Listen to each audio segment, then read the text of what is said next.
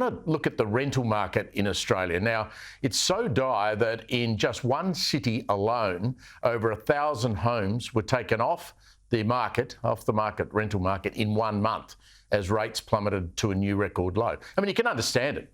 Investors are getting out of property because of the taxes that are lobbed on top of owning a rental property, particularly in the case of Victoria. For more to get an expert view on this, we're joined by the CEO of Victoria's Real Estate Institute, Quentin Kilian. Great to catch up with you, Quentin. Melbourne rental conditions are said to be the least, the worst in the country. Why is Melbourne so bad? Look, Steve, the bottom line is that the rental vacancy rate is caused by supply or lack thereof. And quite honestly, our policymakers seem to have gone astray. They have disappeared. And unless we start incentivising very, very quickly, the mum and dad investors who, for all intents and purposes, make up about 70% of the rent providers in this state, then we are heading towards a rent catastrophe. We have a rental vacancy rate that is barely touching on 1%. A comfortable range should be sitting somewhere around 2.5% to 3%.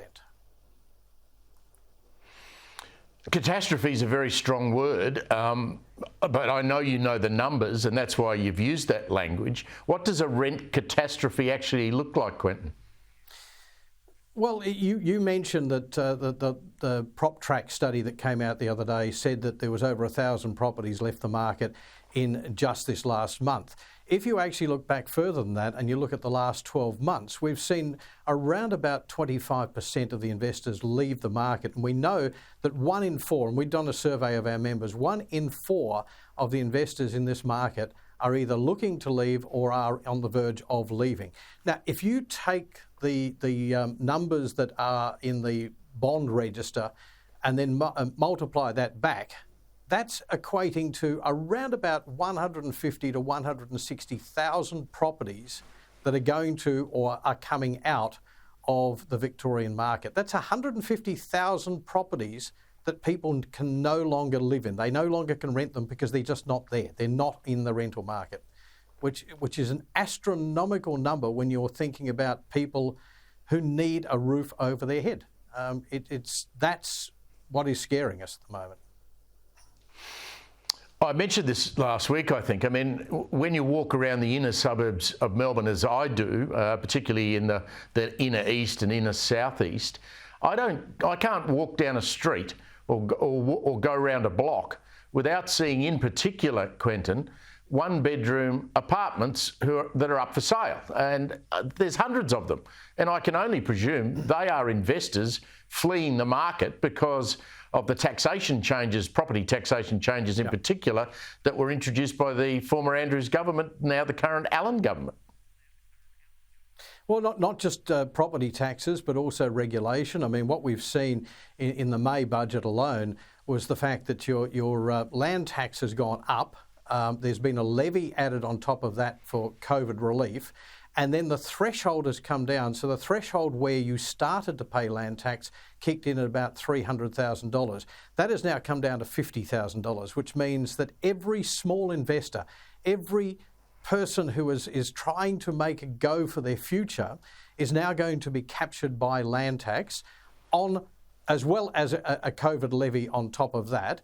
We now then have a vacant property tax, which has been increased and expanded statewide. So essentially, if you have a vacant property and you're not living in it, you will get taxed for it.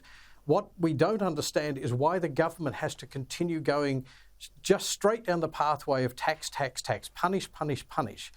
What we're saying is incentivise. If you go the other way, if you say to these investors, if you say to mum and dads who are trying to make a go of it, here is an incentive. If you keep the property rented for 5 years, we'll give you a portion of your land tax back in the form of a rebate. And then every 5 years after that, if you've kept it rented, we'll give you another portion of your land tax back. They'll still make their taxes, but at the same time, they're incentivising rather than saying, if you don't do it our way, we're going to punish you. What's going to happen to the younger generation? I mean, we have constant discussion about how they're never going to be able to afford to buy real estate in markets like Melbourne and Sydney in particular because of the price. And so they may become lifetime renters, but if there's nowhere to rent, they're stuck between an absolute rock and a hard place. What are we going to do with these young folk? Well, that's a very good point, Steve.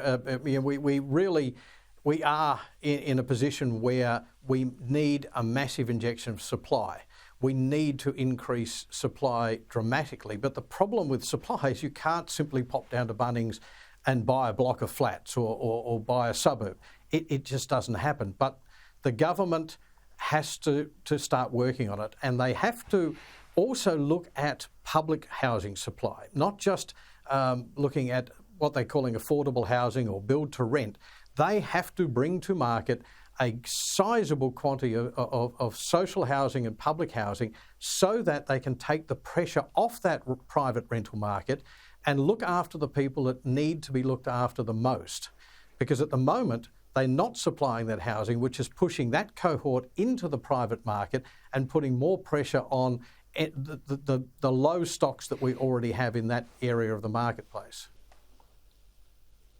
Yeah, we need leadership, political leadership, both in Canberra and in Melbourne. Quentin, thank you very much for joining us and explaining that.